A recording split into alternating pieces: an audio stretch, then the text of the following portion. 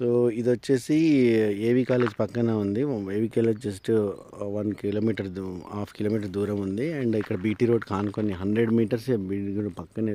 Next ప్లాటే BT road ఆనుకునేది మన సెకండ్ ప్లాటు. ఇది నార్త్ ఫేజ్ ప్లాటు 200 గజాలు సేల్కి వచ్చింది.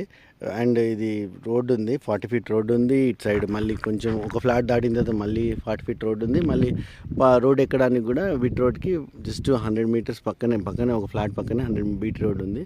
సో ఇది ఇన్వెస్ట్ చేయడానికి మంచి బిట్ అండి.